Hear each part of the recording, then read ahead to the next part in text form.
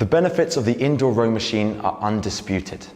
No other gym equipment gives you that calorie-scorching, full-body workout that the indoor rowing machine can give you. You'll be building lean muscle and kick-starting that metabolic system from that first stroke. But often people shy away from the rowing machine because they're not sure how to use it, not sure how to set it up. To help you, Grow Fitness and WaterRower have teamed up and enlisted Will Sachs, Olympic rower and world rowing champion, to show you exactly how it's done. We're now joined by Will.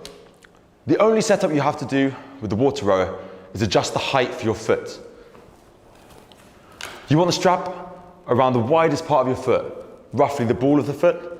So if you look at your shoes, about the end of the laces on most trainers. You don't need the straps too tight, you need them nice, secure and comfortable. You don't need to change the resistance is just water. So the harder you pull, the greater the resistance. Although rowing is a continuous action, we're going to break it down into 4 parts. So the easiest one to start with is the finish. So if Will takes hold of the handle and goes back into the finished position, you'll see that he's got nice straight legs, a good posture, and the handle is just about breastbone height. The next position is the recovery. It's going to be nice and slow and a relaxed movement back to the front of the machine, which is called the catch. The catch, we're in a relaxed position, arms out front, reaching nice and long, keeping that chest pushed forwards. The hard part of the stroke is the drive. This is where pressure is applied and dictates how fast you're going. As Will starts to row, you'll notice there's a distinct order. Most people, when they start to row, get it slightly wrong by thinking that the arms, the core, and the legs all move at the same time, where in fact, there's a particular order, and we'll show you what that is. From the finished position, the order is simple. Arms, core, legs. And then once you get to the catch, it's simply reversed. Legs, core, arms. To put it simply, a great way of learning this is to pause after each movement, as Will is about to demonstrate. Arms, core, legs. Legs, core, arms. Once the sequence is down, take those pauses out so it becomes a nice, smooth motion in the rowing.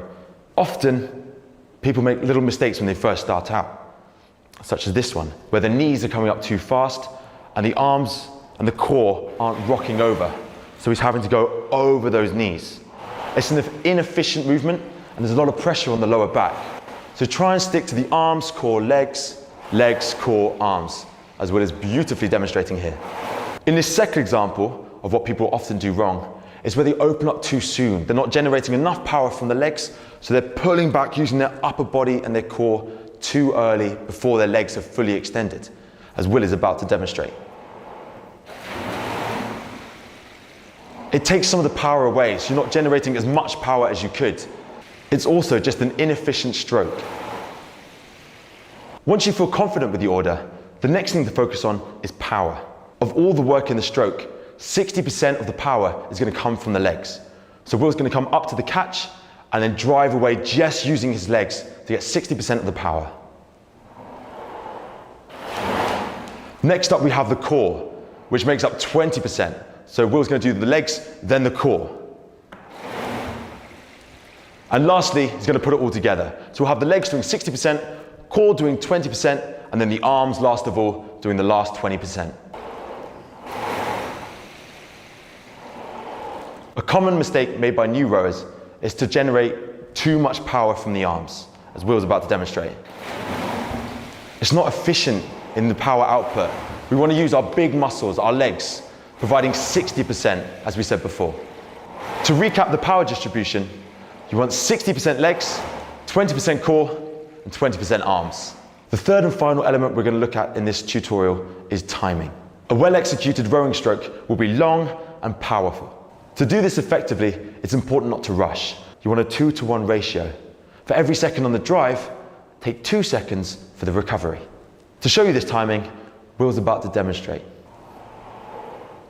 1, 1, 2. 1, 1, 2. 1, 1, 2.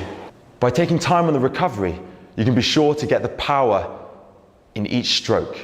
If you rush too much, and you're going 1-to-1, 1 second on the drive, 1 second on the recovery, you're not going to get the same amount of power and efficiency from each stroke. Here Will shows us what a rowing with a 1-to-1 ratio looks like.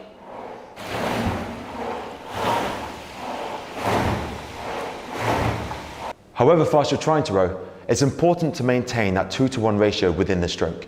Remember, that's 1 second on the drive and 2 seconds on the recovery. This will ensure that you're able to row powerful strokes in the right order, even at the end of a tiring workout. To recap, we've looked at 3 technical points to get the most out of your rowing workout. 1. The order in which the rowing stroke should be executed. Arms, core, legs, legs, core, arms. 2. The way in which you should apply the power. 60% in the legs, 20% in the core, and 20% in the arms. And 3. The timing. 1 second on the drive and 2 seconds